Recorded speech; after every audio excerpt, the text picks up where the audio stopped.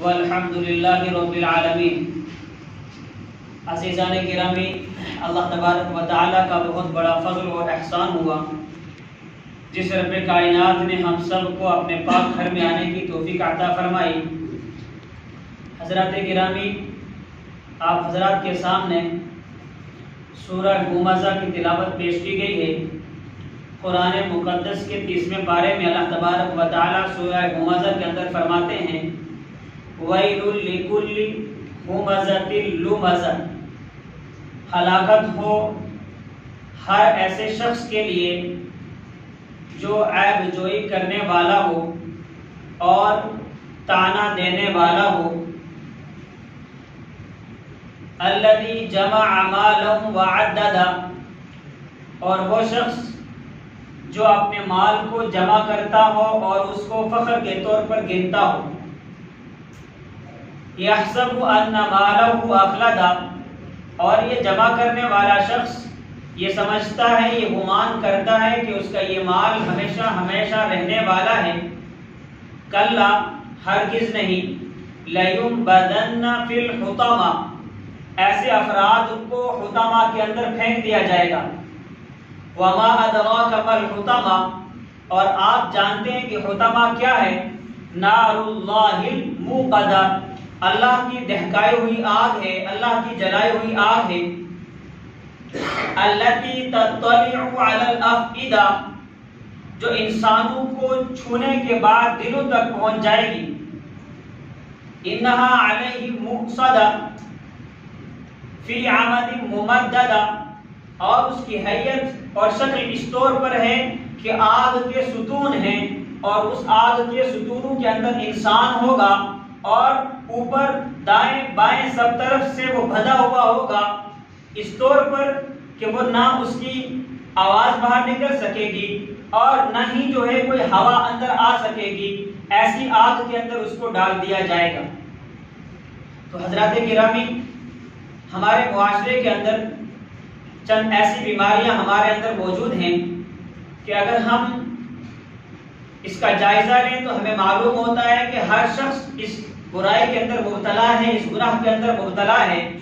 اور پھر جس گناہ کی سزا کے طور پر اللہ تبارک و تعالی نے فرمایا کہ یہ شخص حطمہ کے اندر جائے گا، اور پھر آگے حطمہ کی تفصیل بیان کی گئی ہے۔ اب یہ بیماریاں، پریشانیاں کیا ہیں کہ جس بیماری اور جس گناہ کی بدولت یہ انسان جہنم رسید ہو جائے گا، جس گناہ کی بدولت انسان جہنم میں چلا جائے گا، جبکہ دوسری طرف یہ شخص نماز کا پابند ہے، دوسری طرف قرآن مقدس کی تلاوت کر رہا ہے، یہ زکوٰۃ کی ادائیگی کر رہا ہے، یہ معاشرے کے اندر حقوق العباد کے اندر کمی نہیں کرتا، تمام کے تمام حقوق بھی ادا کرتا ہے۔ جب یہ شخص نمازی بھی ہے، تہجد گزار بھی ہے، قرآن مقدس کی تلاوت بھی کرتا ہے، یہ شخص حاجی بھی ہے، اور معاشرے کے اندر اس کا ایسا نام ہے کہ تمام کے تمام افراد یوں کہتے ہیں کہ جناب یہ شخص کیا ہے؟ نیک ہے، یہ شخص جو ہے حاجی ہے، ایسے افراد ہیں۔ لیکن بیماری ایسی ہے کہ آج معاشرے کا ہر شخص اس کے اندر مبتلا ہو چکا ہے، اور پھر اس مبتلا بیماری کے بعد اگر اس شخص نے اس بیماری میں رہ کر اپنی وفات تک توبہ نہ کی، اس سے باز نہ آیا، تو کل قیامت کے دن جب اس کا حساب کتاب ہوگا، اس گناہ کی بدولت اس کو جہنم میں ڈال دیا جائے گا۔ اب اس بیماری کے لیے سب سے پہلے قرآن مقدس کا لفظ ہے ویل، ہلاکت ہو ایسے شخص کے لیے۔ آپ اندازہ کریں کہ ہلاکت کا لفظ کسی انسان کی طرف سے ایجاد کرتا نہیں ہے کہ ایسے شخص کے لیے ہلاکت ہو، بربادی ہو۔ یہ بربادی کا لفظ اللہ تبارک و تعالی فرما رہے ہیں، یعنی جس بربادی کو انسان کے لیے اللہ تجویز کرے گا، اس بربادی میں کوئی کمی رہ سکتی ہے؟ کوئی کمی نہیں رہ سکتی، اس لیے کہ بربادی کہنے والا اللہ تبارک و تعالی ہے۔ اور پھر ایسے انسان کے لیے لفظ یہ ہے کہ بھائی ہلاکت ہو، بربادی ہو، یعنی ایسا شخص برباد ہو جائے گا، ایسا شخص ہلاک ہو جائے گا۔ آگے لِكُلِّ ہُمَزَةٍ لُمَزَةٍ، ایک ہے ہُمَزَہ اور دوسرا ہے لُمَزَہ۔ ایک ہے منہ پر سامنے طعنہ دینا، بری بات کہنا اور اس کو جو ہے نیچا دکھلانا، دوسرا ہے عیب جوئی کرنا، جو پیٹھ کے پیچھے اس کے عیب تلاش کیے جاتے ہیں۔ اب یہ معاشرے کی بڑھتی ہوئی بیماری اس طور پر ہے کہ ہر انسان جب دوسرے انسان سے ملتا ہے، اس کے روبرو ہوتا ہے اور اس کے سامنے ہونے کے بعد جو ہے اس طور پر ملاقات کرتا ہے، ہنس کر ملتا ہے کہ سامنے والے کو لگتا ہے کہ اس کے دل میں میرے لیے محبت ہے، لیکن جب وہی شخص اس کے سامنے سے چلا جاتا ہے اور بیٹھنے والا شخص یوں کہتا ہے کہ جناب اس کے اندر یہ برائی ہے، یہ شراب کا عادی ہے، یہ جو ہے نشہ کرتا ہے، یہ جو ہے چوری کرتا ہے، جو بھی اس کے عیب ہوں اس کے اندر موجود ہوں یا نہ ہو، حقیقت ہو یا نہ ہو، لیکن بیان کرنے والا بیان کر رہا ہے کسی کے سامنے، یہ تو عیب جوئی کرنا ہوا، یہ عیب کو تلاش کرنا ہوا۔ اب اگر وہ شرابی ہو، اب اگر وہ کبابی ہو، اب اگر وہ جو ہے زنا خور ہو، اب اگر وہ جو ہے حرام کھانے والا ہو، کتنے بھی عیب اس کے اندر موجود ہو، ایمان والے کا یہ کام نہیں ہے کہ اس کی برائیوں کو دوسرے کے سامنے اس طور پر بیان کرے کہ اس کو ذلیل کرے، اس کا نام لے کر بتلائے، اس کی بیماری اور اس عیبوں کو بیان کر کے بتلائے، یہ اس کا کام نہیں ہے، ورنہ اسی کے لیے ہلاکت ہے جو بیان کر رہا ہے، جو عیب کو تلاش کر رہا ہے، جو عیب کو ڈھونڈتا ہے، جو عیب کو نکالتا ہے، جو عیب کو دوسروں کے سامنے بیان کرتا ہے، اور پھر اگر اس کو پکڑا جائے، پھر اگر اس کو پوچھا جائے کہ جناب آپ نے اس اکبر کے لیے زید نے اتنی جو ہے برائیاں بیان کی، اب آپ زید کو پکڑا، کہا کہ آپ نے اکبر کے لیے جو برائیاں بیان کی اس کی کوئی حقیقت نہیں ہے، آپ نے تو الزام لگایا کہ بھائی وہ جو ہے شرابی ہے، آپ نے تو الزام لگایا کہ وہ چور ہے، تو وہ جو کہتا ہے کہ اگر اس نے جو کیا تھا میں نے اس لیے کہا تھا تاکہ یہ بات اس تک پہنچے اور وہ نہ کرے، یعنی اس کی اصلاح کے لیے۔ تو اس کی اصلاح کا طریقہ بھی قرآن مقدس نے بیان فرمایا کہ اگر آپ کے معاشرے کے اندر کسی شخص کے اندر برائی ہے اور وہ شخص اس برائی کو انجام دیتا ہے، کوئی گناہ کرتا ہے، تو اس کی اصلاح کا طریقہ یہ نہیں ہے کہ اس کے سامنے آپ ہنس کر بات کر رہے ہیں، اس کو آپ بول نہیں سکتے منہ پر، اس کی جو ہے اس کی برائی کی اصلاح نہیں کر سکتے، اس کا طریقہ شریعت نے دل سے نکال نہیں سکتے، پھر آپ اس کی پیٹھ کے پیچھے بیان کرتے ہیں کہ اس تک پیغام پہنچے گا، یہ سدھرے گا، ایسا ہرگز نہیں ہے۔ طریقہ یہ بتلایا کہ آپ نے اس کے گناہ کو دیکھنے کے بعد، اس کو تنہائی میں لے جانے کے بعد، بھائی صاحب آپ کے اندر یہ برائی ہے، اس برائی کو آپ چھوڑ دو، بس یہ اصلاح کا طریقہ ہے۔ اور پھر دوسرا طریقہ آگے چل کر یہ ہے کہ جس بھائی کی آپ نے اصلاح کرنے کے لیے اس کو انفرادی طور پر تنہائی میں کہا ہے اور اس نے اس بات کی پرواہ نہیں کی، وہ اس گناہ کے اندر مبتلا رہا ہے، آپ اس کی خیر خواہی چاہتے ہیں، آپ اس کی بھلائی چاہتے ہیں، آپ اس کی اصلاح چاہتے ہیں، وہ رکتا نہیں ہے، وہ باز نہیں آتا، وہ برائی اس کے اندر ہے اور وہ برائی پھیلتی چلی جا رہی ہے اور وہ باز نہیں آ رہا ہے، پھر دوسرا طریقہ اس کے لیے دعا کرنے کا ہے، اس کے لیے دعا مانگی، یا اللہ اس شخص کو ہدایت عطا فرما، اس برائی سے چھٹکارا عطا فرما۔ یہ دو طریقے اصلاح کے ہوئے۔ اور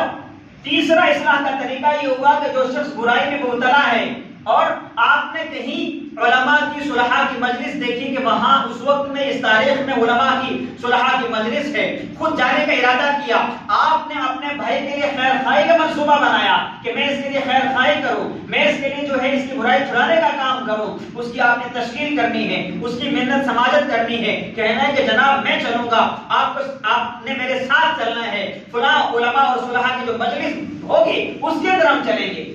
ان کی بات سنیں گے، ان کی دعا کے اندر شامل ہوں گے،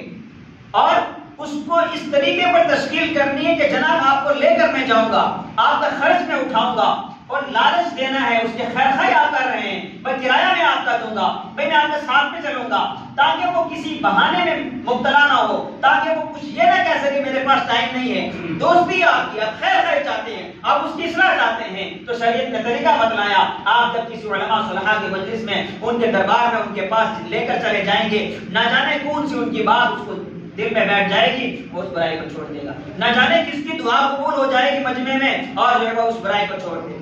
لیکن پکڑ کے یہ رکھا ہوا ہے کہ جس ہلاکت کو قرآن بیان کر رہا ہے کہ آپ معاشرے کے اندر جب کہیں پر جمع ہونے کے بعد میں جب وہ شخص چلا جائے پھر اس کی برائی دوسرے کے سامنے بیان نہ کی جائے، بہت بڑا گناہ ہے۔ اور یہ گناہ کرنے والا شخص،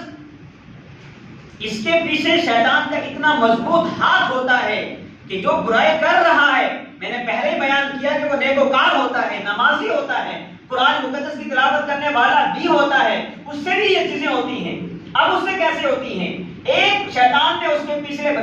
بتلا دیا کہ جناب تو نمازی پرہیزگار ہے، یہ تیرا ساتھی نہیں ہے، اس کی اصلاح کا یہ طریقہ نکال دیا شیطان نے کہ اس کی برائیاں بیان کرو، اس تک بات پہنچے گی یہ سدھر جائے گا. نہیں، یہ طریقہ تو نہیں ہے، میں نے آپ کو بتلا دیا. اور اس کے بعد جو ہے اس شخص کے اندر اس طور پر یہ برائی یہ گناہ آ جاتا ہے کہ سب سے پہلے جب وہ شخص سامنے سے چلا گیا اور اس برائی بیان کرنے والے شخص نے جب دوسرے کے سامنے شروع کیا تو شروعات اچھائی سے کرتا ہے.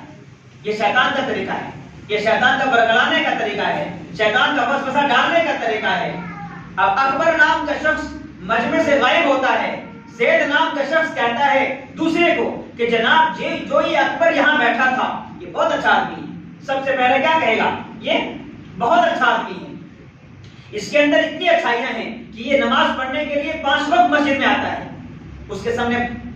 اچھائی بیان کرنا شروع کر دی. اب تھوڑی دیر دوسرے شخص نے کہا ہاں ماشاءاللہ یہ تو ایسا ہے. تیسرے شخص نے یوں کہنا شروع کیا جناب اس کے اندر تو یہ برائی ہے. آہستہ آہستہ اسی مجمع میں اسی 3 یا 4 جو لوگ بیٹھے ہوئے ہیں اسی شخص جس کا نام اکبر تھا یا جس کا کوئی بھی آپ نام دے دیں اس کے لیے اب بلائیاں رک جائیں گی، برائیاں شروع ہو جائیں گی. وہ سب کے سب اس کی برائیاں بیان کرنا اور سننا شروع کر دیں گے. ہاں یہ تو ایسا بھی کرتا ہے، یہ ایسا بھی کرتا ہے، اس کے گھر میں یہ بھی ہے، اس کے گھر میں یہ بھی ہے. پھر اس کے گھر کے افراد کی تمام کے تمام عیوب کے پردے فاش کر دیے جاتے ہیں. جناب اس کے اہل خانہ کے اندر اتنی عورتیں ہیں، ان عورتوں کے یہ کام ہیں، ان کے مردوں کے یہ کام ہیں، ان کے بچوں کے یہ کام، ساری کی ساری برائیاں بیان کر دی. اور مسجد میں بیٹھ کر بھی کر لیتے ہیں، مدرسے میں بیٹھ کر بھی کر لیتے ہیں، اور گھروں میں بیٹھ کر بھی کر لیتے ہیں. سفر میں کہیں پر جو ہے انجوائے کرتے ہوں تو یہ برائیاں بیان کرتے ہیں، انجوائے کر لیتے ہیں. حضرات گرامی قرآن مقدس فرما رہا ہے ویل لکل ہمزۃ لمزہ، ہر ایسے شخص کے لیے ہلاکت ہے.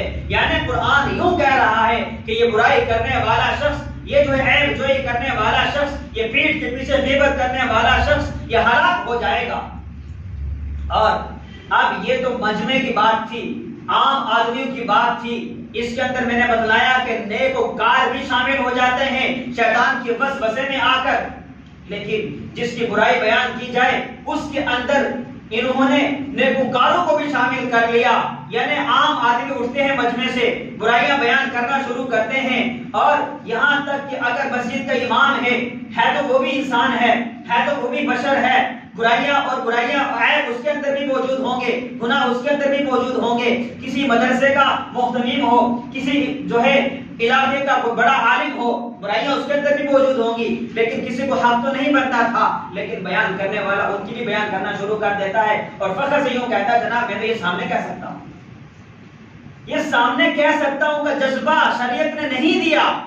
آپ کوئی پہلوانی نہ دکھلائیں کہ جناب یہ جو میں نے ان کے لیے برائیاں بیان کی ہیں نا، آپ یہ نہ سمجھے کہ میں ڈرتا ہوں ان سے. میں ڈرتا نہیں ہوں، میں بیان کر دیتا ہوں، ان کے سامنے بھی بول سکتا ہوں. ایسے کہتے ہیں نا، یہ نہیں ہے. کسی کی اگر آپ عیب جوئی کر رہے ہیں، برائی بیان کر رہے ہیں تو قرآن کہہ رہا ہے کہ یہ طریقہ نہیں ہے. اس کے گناہ کا تعلق اس کے رب کے ساتھ ہے، گناہ اس نے رب کا کیا ہے، نافرمانی اس نے رب کی ہے، اور رب چاہے تو اس کو معاف کر دے گا. آپ کا کوئی اختیار معاف کرنے کا نہیں ہے، الزام لگانے کا نہیں ہے. اور منہ پر جو کہنے والی باتیں ہوتی ہیں وہ کیا ہوتی ہیں؟ جناب آپ تو بہت بڑے شرابی ہو، سامنے تانا دیں گے دوسرے کے سامنے، یعنی اپنے آپ کو اونچا دکھانے کے لیے، دوسرے کو نیچا دکھانے کے لیے. اس کے دل میں ٹھیس پہنچ گیا کہ میں تو تھا ہی گنہگار، اس بڑے شخص نے، اس جو ہے حاجی صاحب نے مجھے جو ہے یوں نہیں کہنا تھا، یعنی مجھے نیچا نہیں دکھلانا تھا، یہ گناہ مجھ سے تو چھوٹ جائے گا. تو اس کے جو دل میں ٹھیس پہنچتی ہے تانا دینے سے، اور کسی غریب کو تانا دے دیا. آج جو ہے آپ بہت اپنے آپ کو بڑا سمجھتے ہو، آپ کو یاد نہیں ہے میں نے آپ کے اوپر احسان کیا تھا، آپ کو میں نے زکات تک دی ہے، آپ کو میں نے صدقہ تک دیا ہے، اور آج آپ باتیں کرتے ہو، بڑے بن گئے ہو.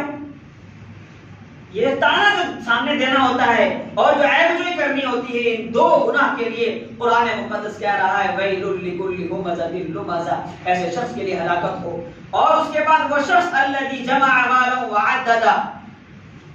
کہ وہ شخص اس کے لیے ہلاکت ہو جو مال کو جمع کرتا ہے. اب جمع کرنا یہ گناہ نہیں ہے، یہ غلط نہیں ہے، جمع کیجئے اور اچھی طریقے سے جمع کیجئے مال کو. لیکن وہ شخص جو جمع تو کرتا ہو،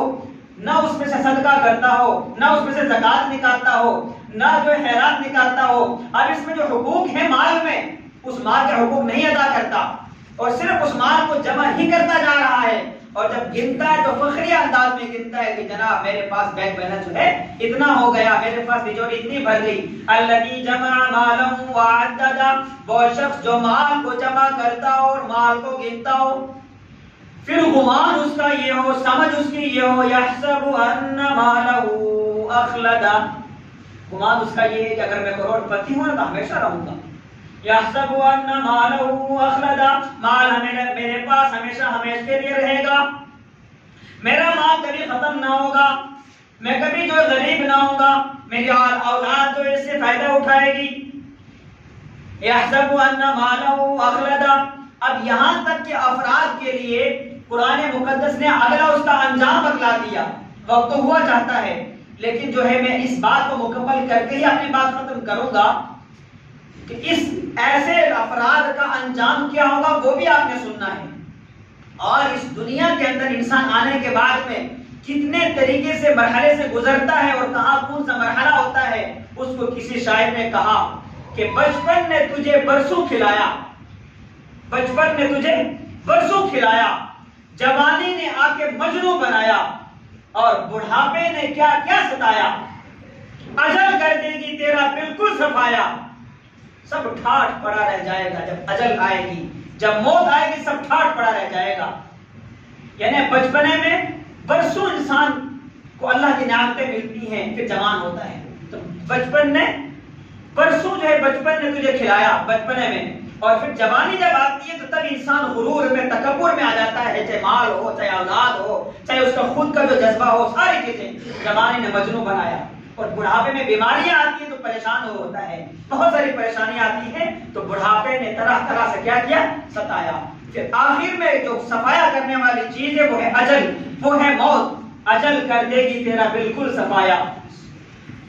تو اب ایسے افراد کا انجام کیوں ہوتا ہے؟ قرآن کہتا ہے آپ یہ نہ سمجھو مال ہمیشہ رہے گا، آپ یوں نہ سمجھو کہ میں نے کسی کو دانا دے دیا تو میرا سر اونچا ہو جائے گا، آپ یوں نہ سمجھو میں نے کسی کا عیب بیان کر کے اس کو ذلیل کر دیا تو میں جو ہے عزت والا ہو جاؤں گا، کلا ہرگز نہیں، آپ کا سر اونچا کبھی نہیں ہو سکتا، آپ کا مال ہمیشہ رہ نہیں سکتا۔ لَيُنبَذَنَّ فِي الْحُطَمَةِ، ایسے افراد کو حطمہ کے اندر ڈال دیا جائے گا۔ یہاں حطمہ سے مراد جہنم کا وہ طبقہ ہے جو سب سے نچلا ہے۔ تو سب سے پہلے سوالیہ انداز میں اللہ پوچھتے ہیں وَمَا أَدْرَاكَ مَا الْحُطَمَةُ، آپ جانتے بھی ہو حطمہ کیا چیز ہے؟ نہیں، جب جانتے نہیں ہو تو قرآن کہتا ہے کہ میں تعارف کراتا ہوں، اللہ فرماتے ہیں میں تعارف کراتا ہوں کہ وہ حطمہ کیا چیز ہے۔ نار اللہ الموقدہ، اللہ کی دہکائی ہوئی آگ ہے، اللہ کی جلائی ہوئی آگ ہے۔ جس آگ کو اللہ نے جلایا، جس آگ کو اللہ نے دہکایا، اس کی سختی کا اندازہ انسان لگا نہیں سکتا۔ انسان کی جلائی ہوئی آگ کو انسان برداشت نہیں کر سکتا۔ جس آگ کو اللہ نے جلایا ہوگا، جس آگ کو اللہ نے دہکایا ہوگا، پھر وہ آگ اللہ کی دہکائی ہوئی کتنی سخت ہوگی۔ نار اللہ الموقدہ، اللہ کی دہکائی ہوئی آگ کی صفت یہ ہے، اس کا سب سے بڑا وصف یہ ہے جب وہ انسان کو لگے گی، لگتے ہی دل تک پہنچ جائے گی۔ یہ بیان بس اس لیے کیا قرآن نے، دنیا کی آگ ہوتی ہے، انسان کا پاؤں لگتا ہے، انسان کا ہاتھ لگتا ہے، انسان کا جسم لگتا ہے، انسان جلتا ہے، جل کر ختم ہو جاتا ہے، دل تک آگ نہیں پہنچتی دنیا کی۔ لیکن اللہ کی آگ انسان کے جسم کو چھوئے گی نہیں، دل تک پہنچ جائے گی، دلوں کو راہ کر دے گی۔ اب یہ دلوں کا راہ کرنے کا نقطہ بیان اس لیے ہوا کہ بغض اس کے دل کے اندر تھا، حسد اس کے دل کے اندر تھا، کینہ اس کے دل کے اندر تھا، عداوت اس کے دل کے اندر تھی، بڑا پن بننا اس کے دل کے اندر تھا، اس کا دل خراب تھا۔ فرمایا نار اللہ الموقدہ التی تطلع علی الافئدہ، دل تک پہنچ جائے۔ انہا علیہم مؤصدہ فی عمد ممددہ، فرمایا اتنی جو ہے بھیانک آگ ہے کہ مان لیجئے کہ آپ مثال کے طور پر پریشر کوکر ہے، پریشر کوکر کو ایجاد کرنے والے نے اس طور پر ایجاد کیا کہ بند ہے، اوپر سے بھی بند ہے، واشر کو لگا کر بھی بند کر دیا کہ نہ ہوا نکلے اور نہ جائے۔ جب اس میں گیس بنتا ہے تو اس گیس کے ذریعے سے وہ کیا ہڈیاں بھی چور ہو جاتی ہیں۔ اس سے بھی بڑھ کر ایجاد کرنے والا اللہ تبارک و تعالی حطمہ کو ہے۔ اس حطمہ کے اندر جو ہے آگ کے ستون ہیں، آگ کے ستونوں کے درمیان میں ایسے انسان کو ڈال دیا جائے گا، وہاں جہاں نہ ہوا آئے گی نہ گیس نکلے گا، اور کیسا گیس بنے گا کہ ہڈیاں بھی چور ہو جائیں گی، اس سے بھی بھیانک آگ ہوگی۔ اللہ تبارک و تعالی ہمارے معاشرے سے ان برائیوں کو ختم فرمائے۔ آپ حضرات جو ہے اپنی سنت